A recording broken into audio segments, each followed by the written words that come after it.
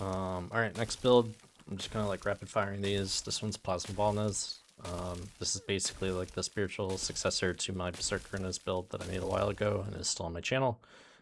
I would not use that build anymore because they kind of just curb stomped Time of the Hunting Hounds and it's pretty much useless. So, it's like, there's like not really any reason you would ever run it. So this is the new Berserker Ines build.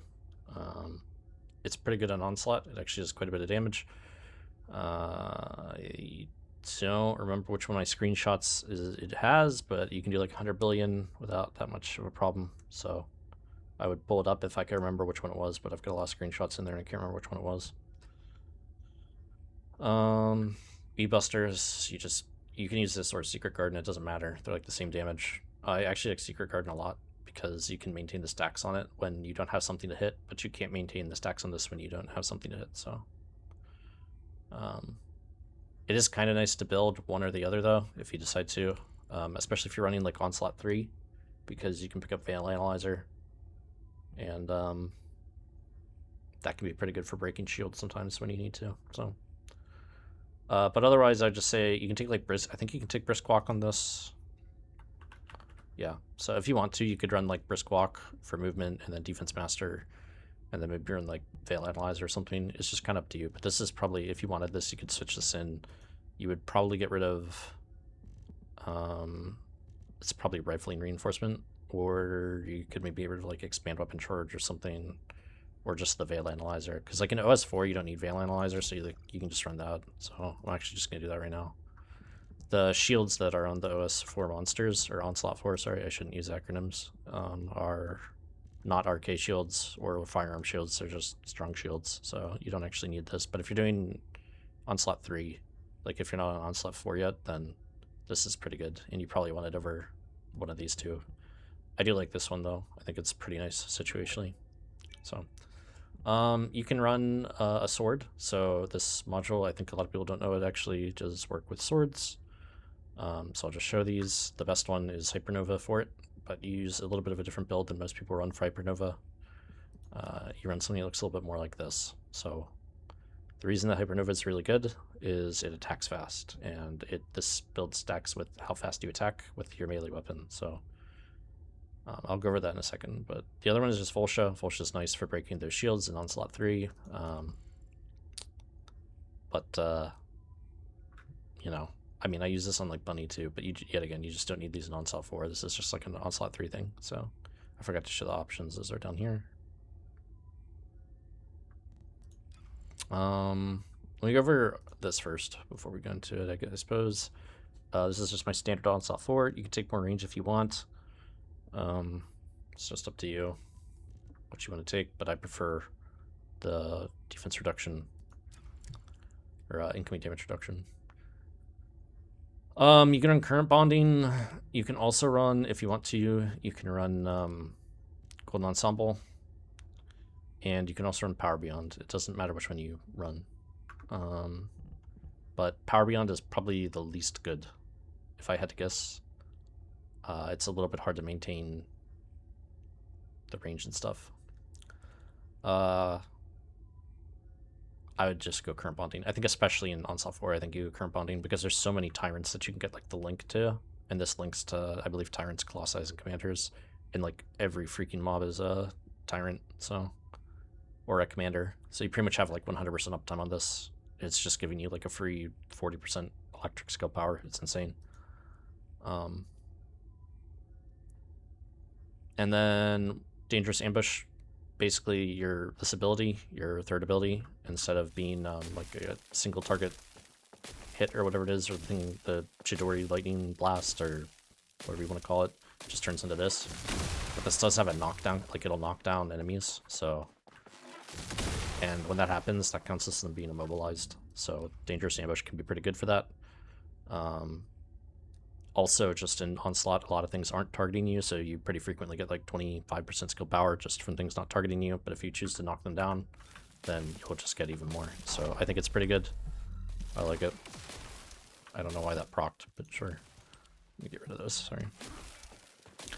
The next thing is Plasma Ball. I mean, this is all, I think, pretty self-explanatory. Let me explain Plasma Ball really fast. This video, I guess, will have a little bit more talking because it's less self-explanatory than Gunner Valby. Plasma Ball, just every, like, however many seconds on the cooldown, scales with cooldown, you get a shield. It scales off your mana and your HP. So in this case, it's like a 75% HP shield or something like that. So for me, that's going to come out to be, like, it's like 17,000 or something-ish. And then that scales with your defense and all that stuff. The main thing Plasma Ball does is it reduces the regular target count from Dark Current, so that's the AoE that you do when you hit stuff, to 2 monsters. But it otherwise scales the exact same way. And then it removes your critical strike chance increase that you get from Inez's normal passive, so you do need a lot of critical strike. So this is like a really good mod. I wish I had a little bit more crit damage, but it is what it is. But even with this, you like still need just like crit rate and stuff like that. I think I'm at, with 400 something %, I think I'm still not crit rate capped. I'm at 97.32, and I have like all the crit nodes pretty much everywhere. So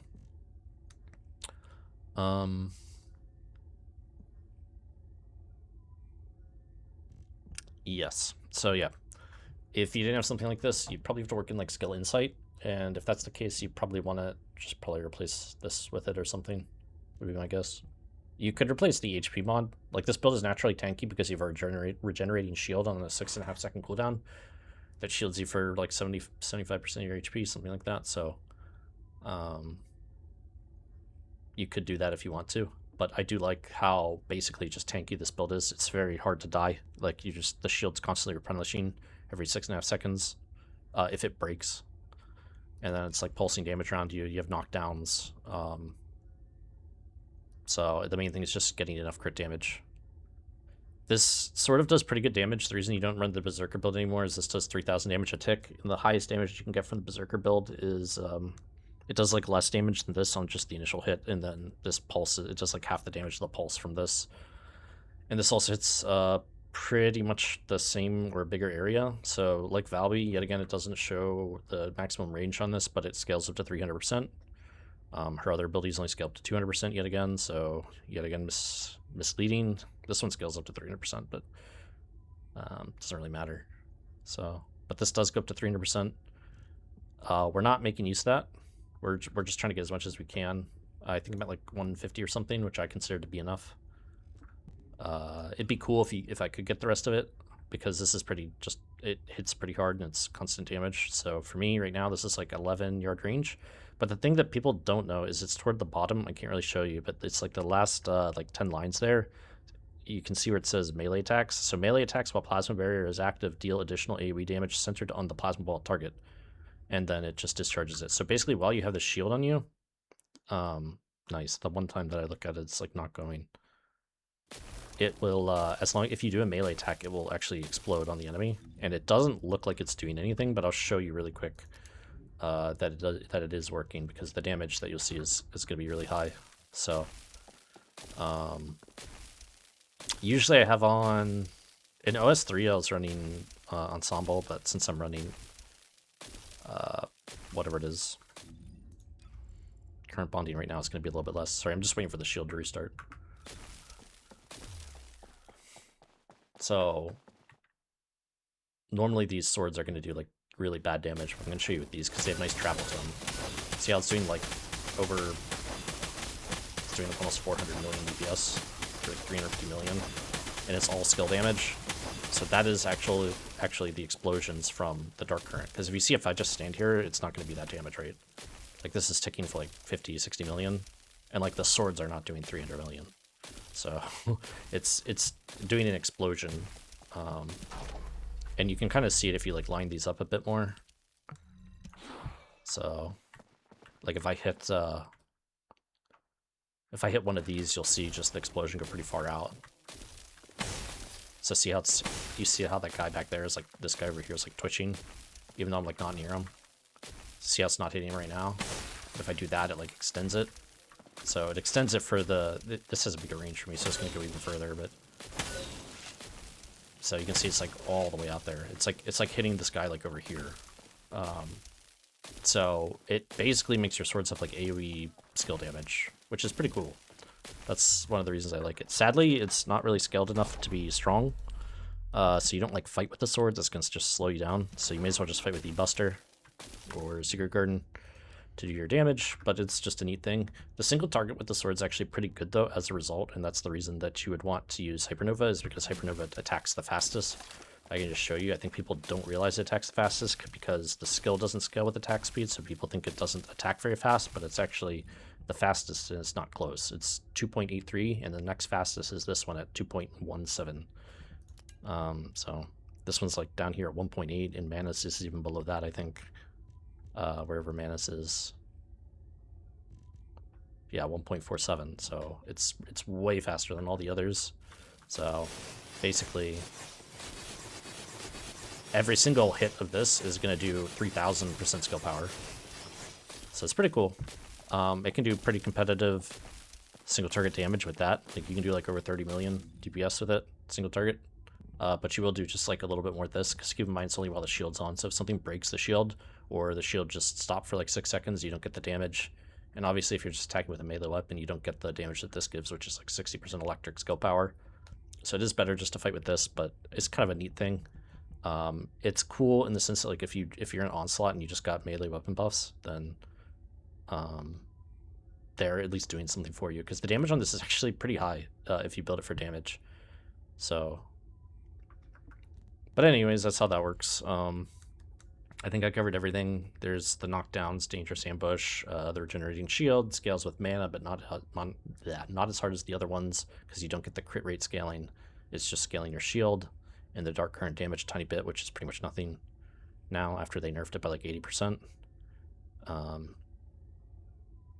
don't know why they nerfed this build by that, because it's not like it was that crazy anyway, but it is pretty nice. I mean, it's a good build. I mean, it's really tanky, so, you know, I think it's neat. Is there anything I'm forgetting? I think that's pretty much everything on this. To reach cooldown cap nowadays, you just need like your focus on thing, and then your 2 cooldown mods, and then just this thing, your reactor. So I guess I can show that inversion reinforcement like I did. I showed that one. It's just damage reduction and HP. You don't really need the mana, so you can see me using the HP dog as well. And then yeah, reactor. She's tech based, so use tech, and then the cooldown takes you just above the cooldown cap. I run this setup, so she's tech, so we get the 2-piece tech from this for plague set, and then we just run the HP and the defense from Lightning Mage, so we're getting 5% to our tech and then 6% base. You can run Slayer sets, can do more damage, but it chops the HP like really far, so that's why I don't do it, because this build gets so much effective HP from the shield and other stuff. I just like having it. It's super tanky, but I can show you what Slayer looks like. I think it just cuts the HP down way too far. So yeah, you lose 25% of your HP to pick up. We had 5% tech and 6% base skill power. This is pure skill power, so it's going to be like probably a little bit less, honestly, damage, because you get some skill power from other stuff. Actually, you don't, so it's decent damage, yeah. It's probably going to be like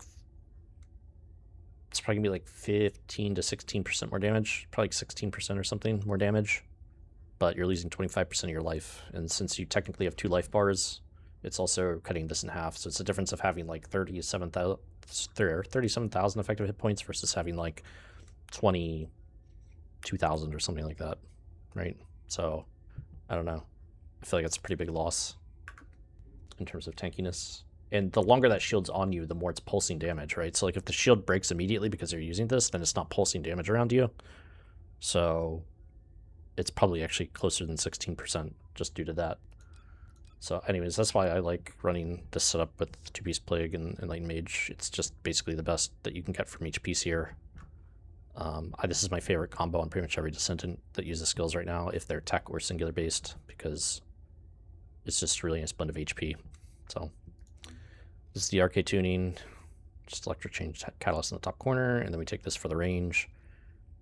If you got more range, like if you went up to 200% range, that'd be pretty cool. Like if you could afford it and do it, just because your ancestor mod lets you, then I'll definitely say check it out. And then mana just doesn't matter as much because this build doesn't scale with it. So I don't know, it's kind of interesting. You can get up in personal and attack things with a sword, and the sword will do a lot of damage. It actually probably does one of the highest like AoE actual damages for her, because just, you know, 6 times a second you're proccing over 3,000 skill power. So it's kind of nice. And then if you have the full range on this, it's hitting 13.5 meters on either side of you, so it's actually pretty large range. Of course, every time I look back at this, it's not actually pulsing, but you can see that, like, so I don't have the full range, obviously, but you can see it's sitting pretty far out there. But just to show you that it does continue to scale, you can do like maximize range here. So actually, I guess what you could do is you could do like, I haven't played this build in a second, but you could do like bio expansion or something if you want. That might be kind of cool. Do I not have, I'm hitting that thing. I'd have to like change this up a bit to try to show you. I think I'm like level 40, I could probably just throw it on it. It's not gonna let me. Curses. But you could run like, I guess you could run like bio expansion here. It'd actually be really good. So I need to free up like an R, right? Yeah, that would work here. So bio expansion, this is one of the new ones that they just put in, so it's just HP and skill effect range. So this would be an okay blend. It still leaves you at like 13.6 thousand HP, but it takes you to probably like pretty much the range cap. Yeah, it does. So see how I'm hitting this guy now, and I wasn't hitting him before. I had to get like pretty close. See how big the range is? Yeah. That winds up being like a really, really big, really big range. That's why I said it does scale the whole way up. It doesn't show you that, but it does. And then if you actually like watch Crime and Punishment for these, I'll just show you. The damage can get pretty high, but yeah, I mean, you'll have it on you less of the time because it scales off your HP, so you're just gonna have like less. It's gonna get broken easier. But if you are using a melee weapon, you get a guard and stuff like that. So you can see we're like easily over, I don't know, like over 500 million now DPS. It's like actually her like highest AoE. It's kind of wild. I think it does even more AoE damage than her gunner build. Now that they nerfed now that they nerfed Dark Current. If you wanted to do that, because Dark Current is less of this thing's damage profile. So, but you could do that if you want to. I don't know. It's kind of cool. I might try that later. So, I don't know why it's like impossible to type in these boxes. I hope I covered everything. I think I talked for much longer than I wanted to, but I think I got it all. If you wanted to fight, I'd probably use like Crime and Punishment for AoE because it has nice travel. Like if you wanted to do sword stuff because you're like, oh man, I just enjoy doing sword stuff. This thing has nice travel to it, and it hits horizontally a lot. Whereas this one, it kind of like bugs out every now and then. So like when it does a dash, it'll stop the combo, and then you don't get this chain hit, that like repeated one that you're seeing there.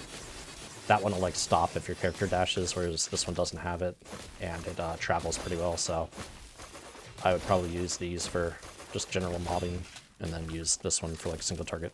So, but the damage on it's good. It's cool, and it's really tanky, and it's kind of different. So I want to cover it. I think I covered everything, and I hope you guys enjoyed. So if I forgot anything, I'll put it in the comments.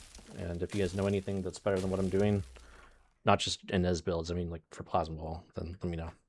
Anyways, peace out.